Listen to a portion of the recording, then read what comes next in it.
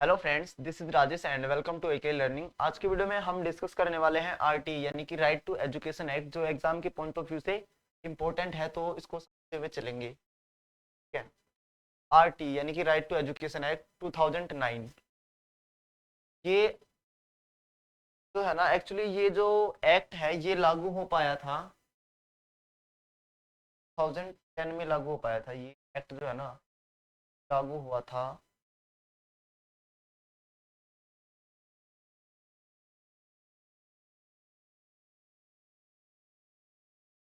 ये 1 अप्रैल 2010 में जाके जो है ना पूरी तरीके से लागू हो पाया था। ठीक है, ये वाला एक्ट।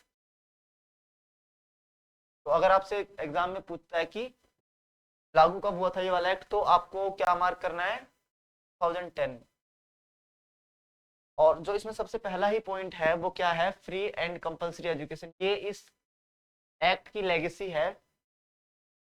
आरटीई जो एजुकेशन है वो बच्चों को एक तो फ्री मिलेगी, और इसके अलावा कंपलसरी भी है। कंपलसरी मतलब अनिवार्य है, सभी बच्चों का अधिकार है, सबको लेना ही है एजुकेशन। जो बच्चे हैं, तो 6 to 14 ईयर्स तक के जो बच्चे हैं ना, वो ये इनका एज ग्रुप है। तो कंपलसरी, कंपलसरी मतलब पेरेंट्स उनको रोक नहीं सकते कि हम तुम्हें नहीं दिलाएंगे एजुकेशन, है ना, तुम्हें पढ़ने का अधिकार नहीं है, तुम नहीं पढ़ोगे।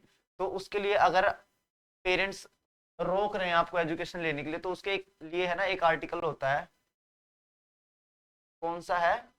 आर्टिकल 21A के अकॉर्डिंग आपके ऊपर कार्यवाही की जा सकती है। ठीक है, तो रोकना नहीं है आपको बच्चों को एजुकेशन देने से, है ना। और एज ग्रुप हमने देख ली, 6 to 14 ईयर्स तक के लिए है ये।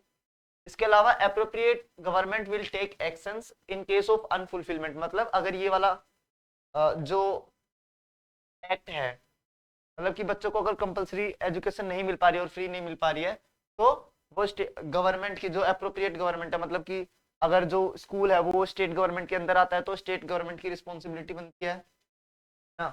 या अगर वो सेंट्रल गवर्नमेंट के अंदर आता है स्कूल, तो सेंट्रल गवर्नमेंट की रिस्पॉन्सिबिलिटी बनती है कि उसको चेक करें और फिर उसको ठीक किया जाए, मतलब कि बच्चों को एजुकेशन दी जाए। ठीक है। फिर admission in age appropriate class, जो भी बच्चे आ रहे होते हैं एडमिशन के लिए, उनको का जो एडमिशन है आपको उसकी एज के अकॉर्डिंग करना है उस क्लास में, है ना। मतलब कि जैसे कि एक 10 साल का बच्चा आ रहा है या 11 साल का बच्चा आ रहा है, पहली पहली बार आ रहा है स्कूल में, तो आपको उसको नर्सरी में या फर्स्ट क्लास में नहीं एडमिशन देना, उसकी एज के अकॉर्डिंग देना है जिस क्लास में वो जाएगा। क्या मतलब कि थर्ड या फोर्थ में जाएगा, फिर वो उस हिसाब से एज के अकॉर्डिंग। ठीक है, तो फर्स्ट क्लास में नहीं देना उसको, एज अकॉर्डिंग देनी है उसको क्लास।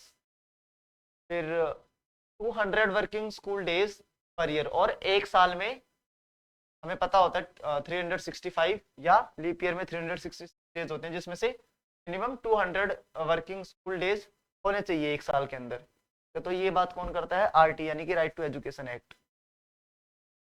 और इसके अलावा जैसे कि चार या चार नहीं, चार क्या, लगभग 6 घंटे का होता है स्कूल, है ना। तो जिसमें से 4 घंटे डेली क्या होनी चाहिए? पढ़ाई।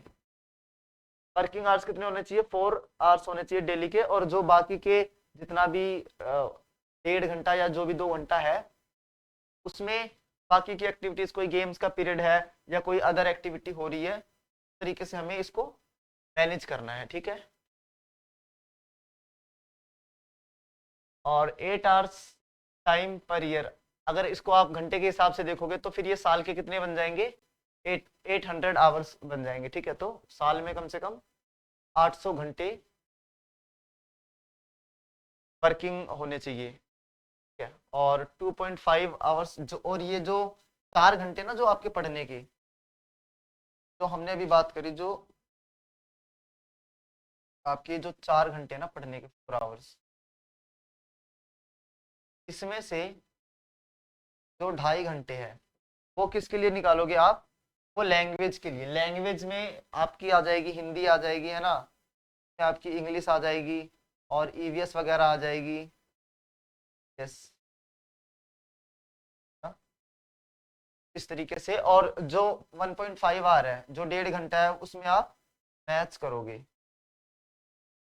मैथ्स थोड़ा सा समझने वाला सब्जेक्ट है ना, थोड़ा सा लॉजिकल सब्जेक्ट है, तो मैथ्स को थोड़ा सा टाइम ज़्यादा टाइम देंगे, 1.5 घंटे।